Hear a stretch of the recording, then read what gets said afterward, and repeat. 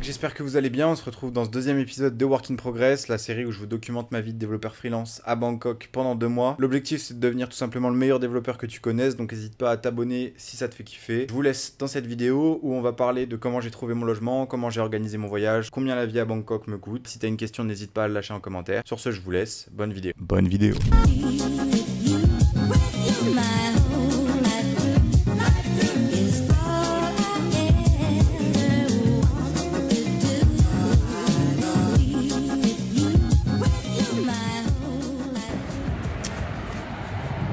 N'est-ce pas magnifique? N'est-ce pas magnifique? Je sors d'une belle cesse de taf de 3 heures sur laquelle j'ai répondu à mon offre de mission. D'ailleurs, un truc, si vous avez l'habitude de répondre en 1 heure, c'est très cool. Mais essayez de ne pas répondre sans avoir toutes les infos. Parce que déjà, ça fait pas très pro. Vous n'allez pas voir un carleur qui vous fait ouais, ça va me coûter 1200 alors qu'il a même pas vu la superficie qu'il fallait faire. Donc pensez à bien demander toutes les infos avant de faire votre devis. Vous, ça vous garantit de donner un prix qui correspond à ce que vous voulez finalement.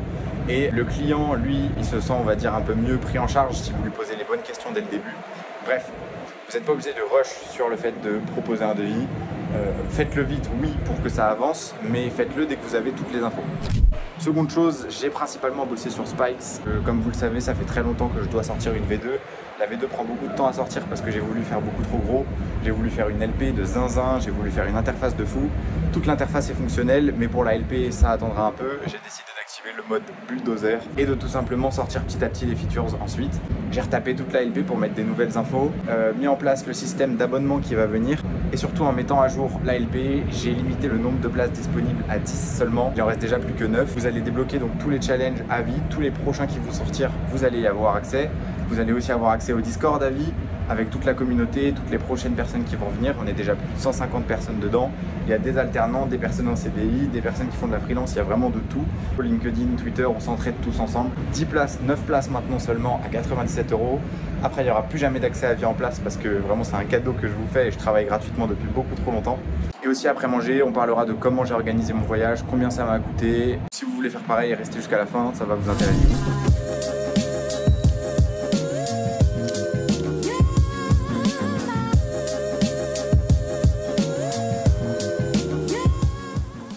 J'ai l'impression d'être Nagui, enchanté. Bref, je vous repose, je vais pas vous faire du mal. Comment j'ai organisé mon voyage en Thaïlande? 3 questions qui sont revenues principalement. Pourquoi je suis allé à Bangkok? Combien ça me coûte? Comment je l'ai organisé? Pourquoi je suis allé à Bangkok? Entre la fin de mes cours et le début de mon stage de fin d'études, j'avais 1 mois où je pouvais partir si j'en avais envie et j'ai décidé de venir à Bangkok tout simplement parce que ça m'intéressait, le train de vie m'intéressait, tout était intéressant et je voulais voyager. Donc j'ai pris 1 mois en tout. J'ai fait 2 semaines à Bangkok, 1 semaine à Krabi et 1 semaine à Koh Tao. C'était génial, j'ai kiffé, donc j'ai décidé de revenir parce que du coup j'avais déjà eu quelques habitudes. C'était pas énorme, mais c'était une bonne base pour revenir et me focus seulement sur le travail. Maintenant, combien ça coûte? Déjà, il faut savoir que Bangkok c'est plus cher qu'aux alentours, on peut toujours trouver moins cher. Mais pour Bangkok actuellement, je paye 25 € par nuit ici, sachant que dans le logement, j'ai ma chambre qui doit faire à peu près 25-30 mètres carrés. J'ai piscine, sauna, hammam, salle de sport, la salle pour travailler aussi, il y a un espace de coworking qui est très stylé, qui donne vraiment envie de taffer. Et en bas, il y a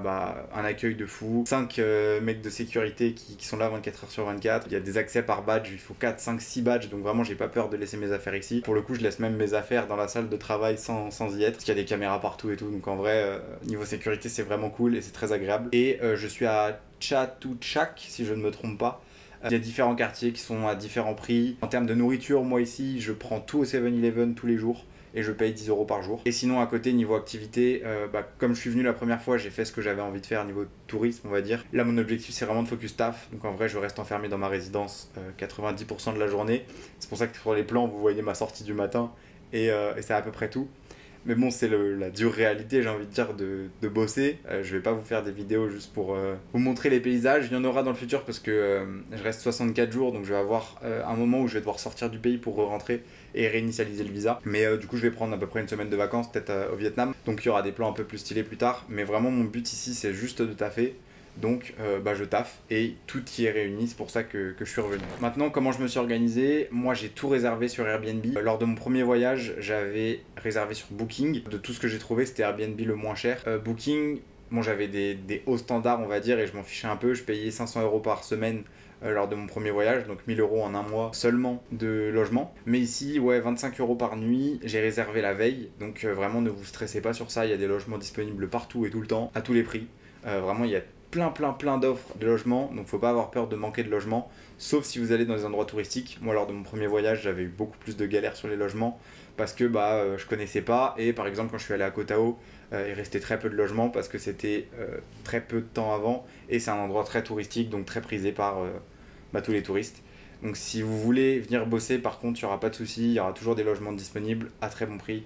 Il suffit juste de chercher un peu et vous trouvez des logements comme celui que je viens de trouver à 25 €. Et sinon, voilà à peu près mes conseils. J'espère que j'ai répondu à tout. Si vous avez d'autres questions, n'hésitez pas à les mettre en commentaire. J'y répondrai dans la prochaine vidéo. Il est 18h13, j'ai mangé que mon petit déj aujourd'hui. Je suis une merde.